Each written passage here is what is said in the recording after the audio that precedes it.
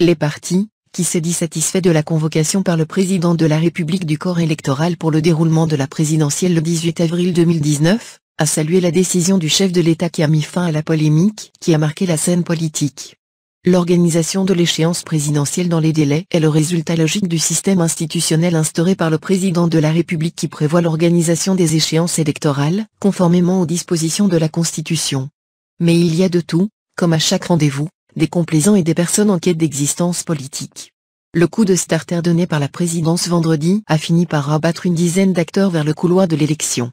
Le premier à afficher son souhait de s'engager dans cette compétition est le président du MSP, Abderrazak Makri. Ayant tenté d'obtenir un report de ce rendez-vous et la prorogation du mandat actuel du chef de l'État, le leader du MSP décide de se lancer dans la course.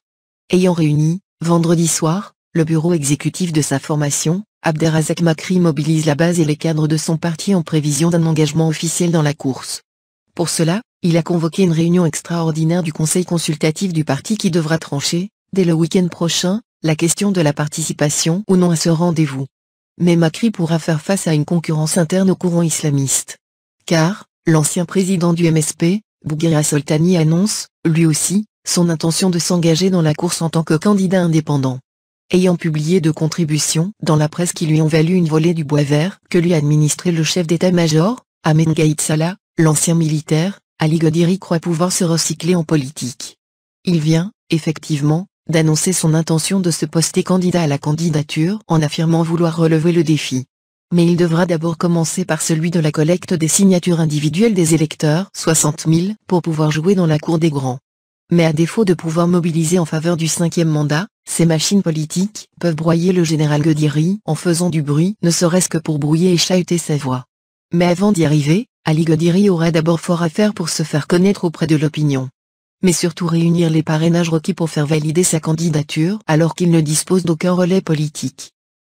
Eh oui. On ne devient pas président de la République par un simple claquement de doigts.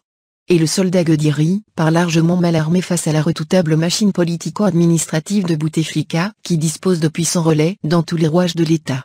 Sinon, il se contentera de quelques articles de presse avant de s'éclipser, comme de nombreux prétendants. Militaire de carrière, l'ex-général Ali Godiri ne pourra même pas prétendre qu'il est le candidat de l'Armée nationale populaire surtout après les violentes charges que lui a envoyées le chef d'état-major, Ahmed Gaïd Salah. Des tirs nourris qui sonnent comme une excommunication par le haut commandement de l'armée à l'un de ses soldats qui se serait rendu coupable de désertion voire de trahison.